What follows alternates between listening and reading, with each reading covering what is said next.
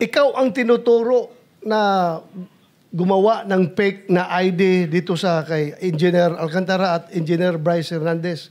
Is it true? Bago ko po sagutin, magandang araw po sa inyo, Mr. Chair. Diretso na kasi maubos yung time ko. Sagot ka kaagad.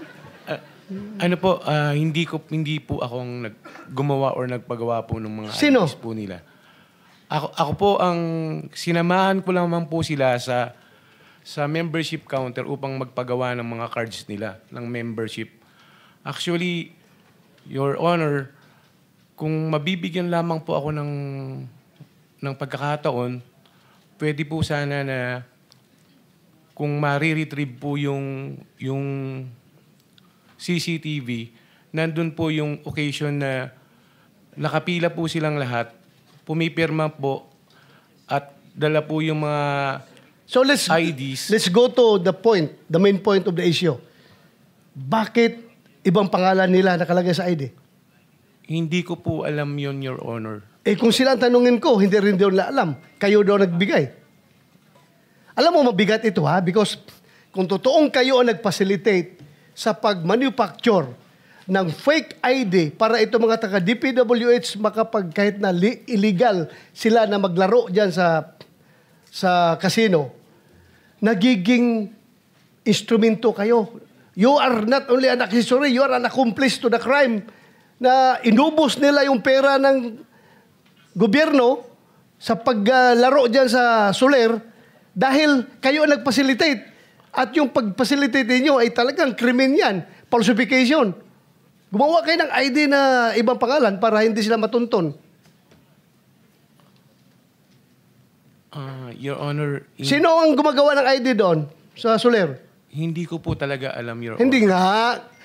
Sabi mo nga, nakapila sila doon. Sino ang nag-ooperate doon? Sa membership counter po. Sinong mga tao doon? Yung mga empleyado po ng Soler. So, dinay mo ha, na hindi ikaw ang nag-facilitate ng pag-issue ng Hindi po talaga, Your Honor. Ako po, kung ang sinasabi ko nga po, kaya ko pong panindigan ng aking salaysay. Kasi meron pong, kung may re-retrieve lamang po yung video, lahat po sila doon, nakapila po sila doon. So, sino ang nandoon, nagbibigay ng gumagawa ng ID? Magbigay ka ng pangalan. Ano po yun iba-ibang, empleyado po, papalit. Sige, magbigay ka ng pangalan para patawag natin dito. Alam nyo, naubos ang pera ng Pilipinas dahil sa inyo Pina-allow nyo sila doon maglalaro ng fake na ID. Kaya hinigop nyo yung pera ng DPWH. Your Honor, kung mamarapati nyo po, Oh. nung makilala ko po sila, naglalaro na po. Balik lang tayo sa tanong ko. Opo. You can give me names kung sino ang gumawa ng ID nila?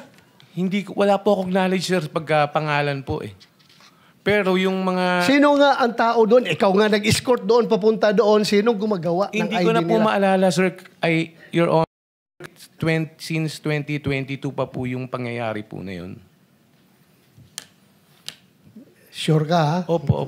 You can be cited in contempt pag nagsinungaling ka dito. Hindi po ako nagsisinungaling. Ikaw lang ang hindi milyonaryo na makukulong ngayon dito. Lahat yan, milyonaryo bilyonaryo yung na-contempt namin. Ikaw wala kang pera, pero sasama ka doon sa baba. Ako nga po, Your Honor, yun po ang kinakasama ko ng lubog, siyempre. Huwag ka lang umiyak. Hindi po, ang inaano ko lang po, yung pati yung mga anak ko, saka yung nanay ko na nananahimik po. Kami po, lumalaban lang po ng pareha sa buhay. Alam ko, empleyado ka lang dyan Pero yung nga lang, tulungan mo kami na makuha ang katotohanan. Kaya ka pinatawag dito. Kasi kung alam namin na ikaw na diretso, hindi ka na namin tanungin. Papusasan ka na namin diretso. Kaya tanong ka namin para malaman namin kung sino itong malaking sindikato na ito Para paggawa ng programa hanggang pag-implement, hanggang sa paglustay ng pera na nakamkam nila. Kasama kayo sa sindikato dahil kayo ang nagbigay ng ID na hindi fake. Hindi po talaga ako. Okay, wala kami ibigay na pangalan. Wala po kasi po akong kinalaman. Ma-retrieve mo yung CCTV doon na Kung O 2022, hindi malabo na. Sabihin naman ng CCTV na good for 1 month lang maximum yung retention ng memory ng CCTV namin. 2022, malabo na. Kaya I am relying your human memory, not the CCTV memory. Your Honor, pwede pa pong pagbasihan yung membership card nila. Kasi real time po yung pictures po nila doon eh. Yung kung ano po yung picture nila doon, yun po yung araw na nagsipirma po sila nung ginagawa nila yung card. At doon din po nila prinisinta yung mga IDs. Okay, sige. Hanapin namin yan. Opo. You're not yet off the hook, ha? Papatawag ka pa rin namin. Okay lang po, Ha? Your Honor. Maraming salamat po sa pagbibigay nyo na po ng Salamat. chance sa akin po. Dr. Ronald, Yes, sir. paano kayo nagkakilala ni na Bryce? Yun po yung meron pong insidente po sa Soler na pagbaba ko po ng hapon is meron po kaming players. Naglalaro po sila sa ibang tables, maingay po sila, masaya po sila.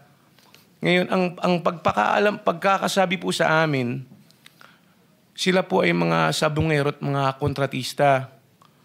Ngayon po, si Mr. Loren Cruz, may nakakilala po sa kanyang tiga sa kanila, which is pinakilala lang po ako kasi mu-order po sila ng pagkain, na-decline po sila.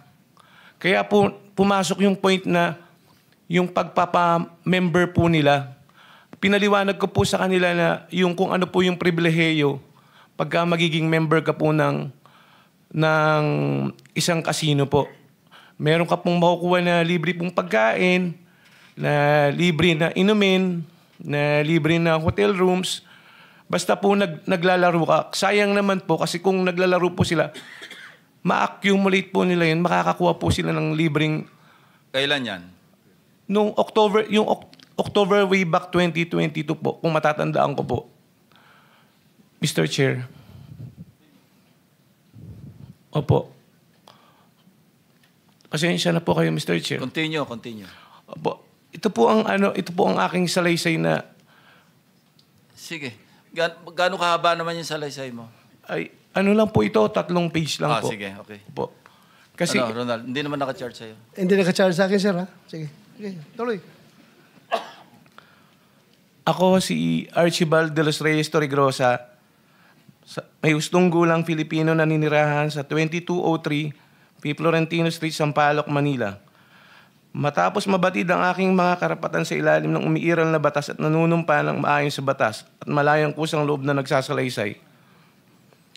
Ako po ay nagsasalaysay ng buong kusang loob upang klaruin ang aking pangalan at maglahad ng pawang katotohanan lamang base sa aking personal na kaalaman. Sabit mo na lang yan, yung may sustansya na lang pag-usapan natin. Paano kayo nagkakilala, paano umabot sa nag-apply ng membership card. Yung po yung, ito po yung ano. Sige, diretso mo na lang doon kasi alas 12 na. Apo, yung po yung kinikwento ko po sa inyo po, Mr. Chair, kanina po, na kung bakit ko po sila nakilala, yun po yung kasi pag araw-araw po ako sa casino, alam po namin yung mga bagong mukha din po doon at mga bagong... Tapos na tayo doon. Paano sila nakapag-apply ng membership card? Magkaiba yung membership Apo, card. bumalik po sila po. Sandali. Apo. Magkaiba yung membership card saka yung fake ID, hindi Opo, ba? opo. Okay, paliwanag mo yun. Yung membership card po, kasi para po makakuha ka ng membership card is kailangan po ng valid government-issued ID. Kailangan po yun para pagkuha niyo po ng card. Which is, pinaliwanag ko po sa kanila.